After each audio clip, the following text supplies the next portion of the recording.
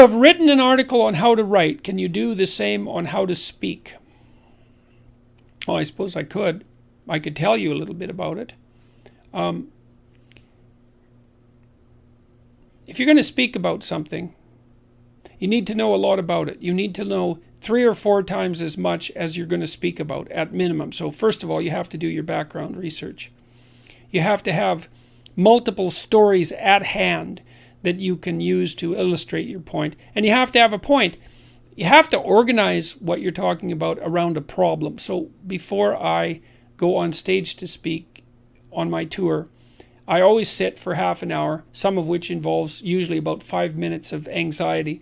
And I think, okay, there's a problem I'm trying to address tonight, a central problem or a theme. What is it? It might be courage, it might be responsibility, it might be meaning.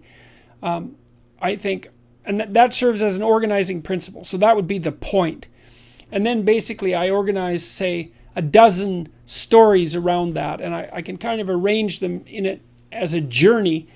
And it's a journey that circles the main point. And so I'm trying to explore it, to say what I think about courage, let's say, but to take what I'm thinking farther than I've taken it already. And so then I can plot out, little 5-minute stories that I have that are associated with courage. And then I can talk to the audience. And I would say, talk about what you know.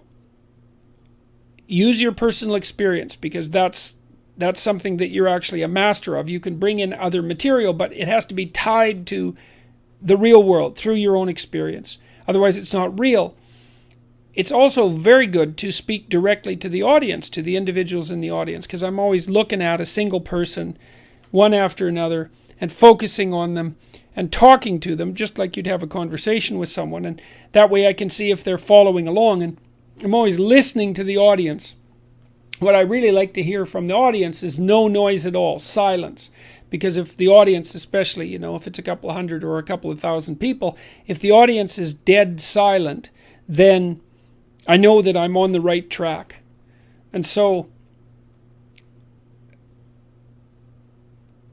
and the other thing I would say is, you're telling stories, so every fact that you relate, or every set of facts, has to be tied to a story.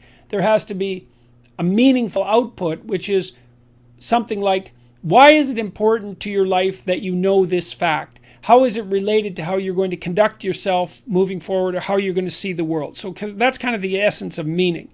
How does this fact change the way you perceive the world or act in the world? That's the meaning of the fact. And facts without meaning are dull. So you need to know that. You need to tell the truth. That's for sure. And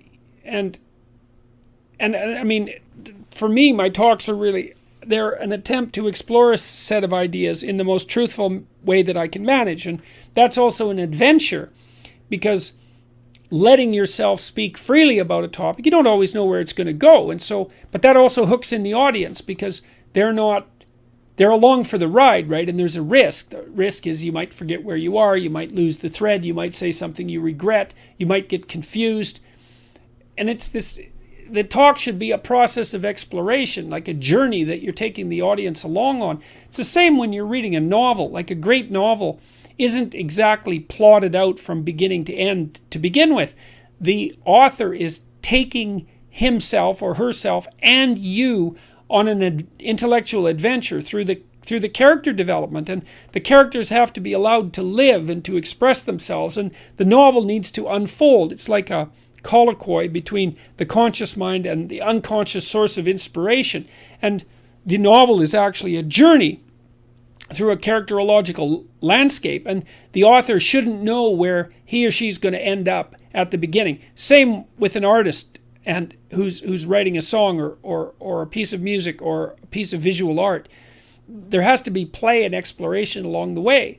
And so you also don't want to deliver an over-prepared talk, in my estimation, or at least that's not how I do it. You want to have a theme, you want to have a body of knowledge from which you can draw on, and then you want to be actively exploring the idea in front of the audience. And that's very gripping for everyone, including you. And you should learn something from the talk. It's an opportunity to think on your feet. And anyways, that's my style of lecturing. It's it's a trapeze act without a safety net, I would say. And that's part of what makes it gripping, is that there's a high probability of failure. And I would say with any performance that's going to be gripping, that on the edge of the seat gripping, there has to be a high probability of failure. And that's why I don't speak with notes. If you speak with notes, which you might have to if you're a beginning speaker, then you cannot fail because you can always read the notes. And so there's a net. You'll fall in the net, but you won't die. But you'll never do anything spectacular. So that's the thing, is if you're going to do something spectacular, you have to take the risk. And if you're going to take the risk, you have to think on your feet. And then you also have to have something to think about. You have to have been working on this material. You know, I've been working on the stuff I talk about for 30 years, for tens of thousands of hours.